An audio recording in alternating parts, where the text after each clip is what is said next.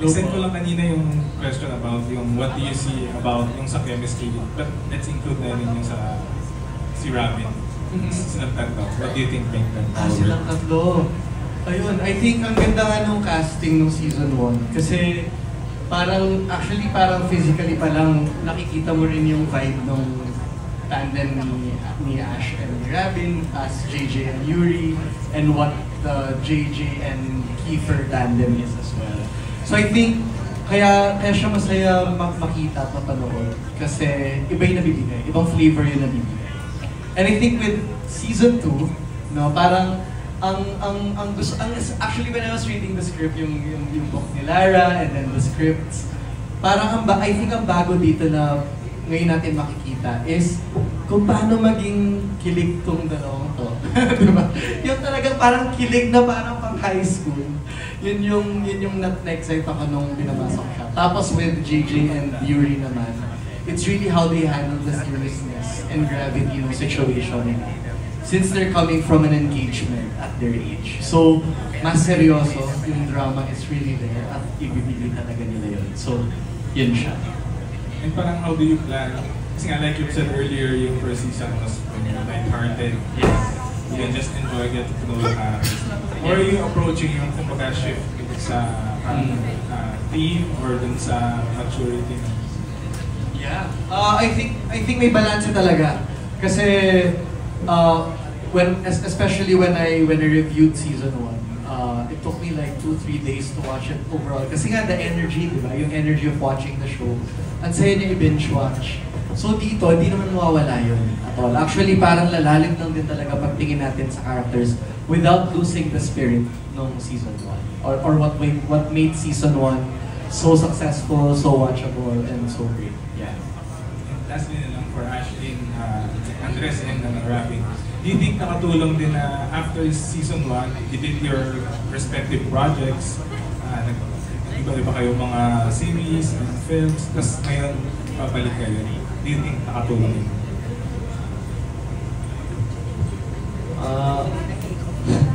Opo, sobrang nakatulong yung mga ginawa ko pong projects kasi ang dami ko po natututunan kasi gusto ko po sa bawat project na ginagawa ko may bago akong matututunan. Sobrang dami ko rin po natutunan kay Direct Ted, kay Direct Chris, at ngayon may matututunan po kay Direct Peterson, diba? Kaya parang buti na lang talaga may mga ginawa po ako before mag-book 2. Kasi sa book 2 talaga medyo mas mahihirapan po talaga kami dito. Kung sinalang po kami ng agad-agad, feeling ko po mahihirapan talaga ako. Yun po. Andres? Ako naman, I really believe talaga with what's happened this last year, the past projects, I really feel like each time I've gotten the chance to work on a new project, talagang I learn a lot. And the best thing about this job is with those learnings, I get to apply it sa next project, at next project. So feeling ko talaga like sana getting better, and I really feel like as time goes by, it's just all about learning and learning slowly.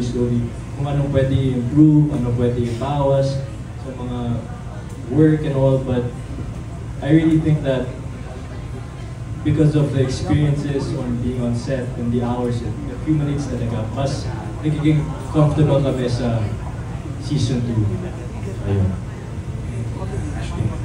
Ako ganun din po. Yung season 1 nakatulong sa akin para magawa ko ng maayos yung minamahal. And yung minamahal nakatulong sa akin para mas magawa ko ng maayos yung season 2. Kasi alam niyo po, bawat project parang may matututunan ka. Hindi lang about sa sarili mo kung paano makakahugot o kung ano yung mga makakahugot sa'yo, kundi may natututunan din po ako sa mga tao na kasama ko. Kaya malaking tulong din po rin. Thank you and congratulations. Thank you so much, Alan. Up next is from PEP, Romel Gonzalez.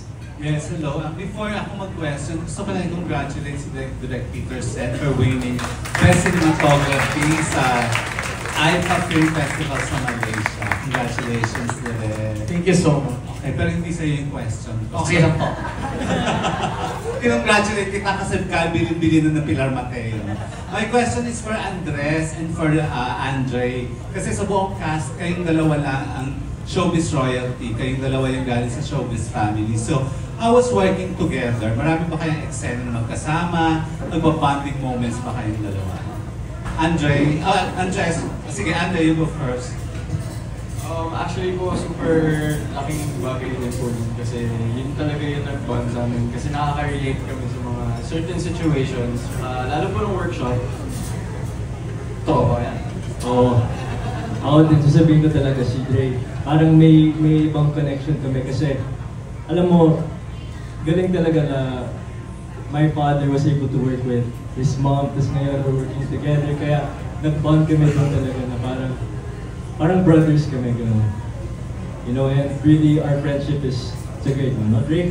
Yes, sir. Yes. Nayaya ka na ba ni Andre na mag-car racing? Andres? Di pa, Dre, di pa ba ako na-invite? Let's go. Ayun, invite.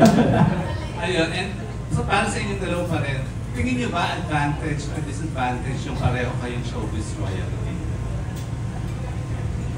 Ako naman, I wouldn't say it's a disadvantage or I wouldn't say it's advantage either. You know, I wouldn't want to label it in any way. Talagang, at the end of the day, the effort and the work that we put in is not something that our parents do, diba?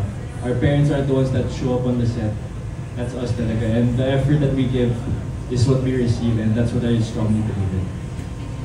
I agree din with what Andres said, and I believe po na it could be a disadvantage, it could be also an advantage, pero just like Andres said, we would also like to be equal kasi parang ano lang po yun just a tag, na parang yeah, we're anak po ng ganito, ganyan, pero at the end of the day, it's still our push as ourselves kung paano po namin ginagawa sa mga sarili po namin talents. Pero syempre thankful kami na royalty po kami, tapos syempre yun po, thankful lang po talaga ako. Ayun. And thank you guys. And for my final question for today, kay Miss Lara Flores, the writer of course. Miss Lara, saan ka mas nahirapang isulat? Yung first part o yung second part? Second part. Bakit po? Kasi kailangan ko na silang pag-away-awayin. And yung band na ginawa ko sa Bukol, so parang ang hirap i-break nun. So someone, nakagaya ko na marami rin kaibigan, iniisip ko na what if away ko. So parang gano'n, nilagay ko yung sarili ko sa situation niya. So parang ang hirap. Tapos nag-iisip ako na anong pag-aawayan nito, anong magiging topic ng gulo nila. So doon medyo napaisip talaga ako. Pag-aawayan ko ba? May gano'n pa. Tapos yun, nairaos ko naman po. Hanggang sa nakarating na ng book 3. And ayun, so ayun. So tapos na rin yung book 3? Actually, tapos na po siya, pero kailangan ko siya i-revise. Dahil aminado po ako, nawala ko yung voice ni JJ sa sinusulat ko. So kailangan ko siya i-revise. Okay. So sa lahat ng characters ba, meron bang isang character na masasabi mong ikaw na ikaw yun? Actually, hindi po kasi kalat yung kay attitude. Pero siguro po si JJ kasi mapagmura din po ako noon. And ayun, may katakawan din sa kaming barkada sa lalaki before. Dahil yun, parang si JJ po. Ayun, anyways, congratulations everyone and thank you. Thank you so much. So let's have from Kapatid Insider, Rob Caluac.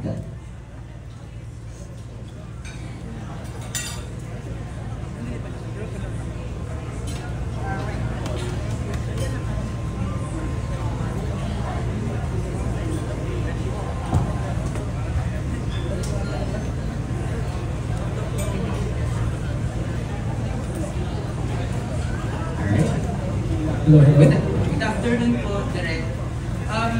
Ito po ba yung first time na magdidirect kayo for a digital series? Sorry po. Ito po ba yung first time nyo na magdidirect for a digital series? Yes.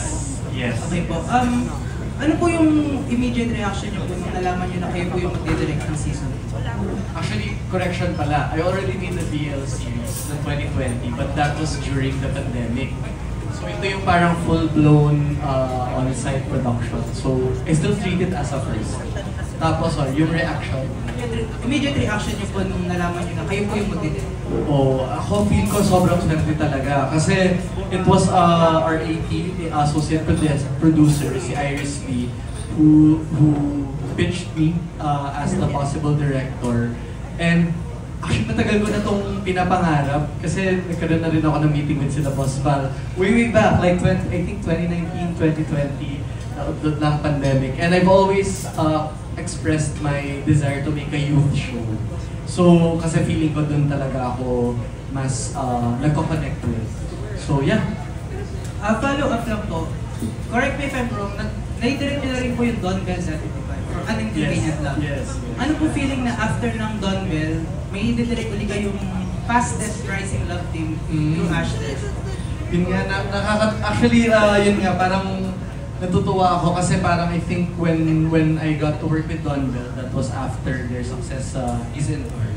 So, ito parang after din ng success ng Amutya ng Section E. So, I really see their drive and parang when you get up close kasi dun sa magic of what makes them successful, ang priceless din nun. To be able to have a hand in that and to contribute to that. So yeah, sana nag-enjoy kayo sa ating collaboration and I hope magtuloy-tuloy pa. Sana pelikula. Wow!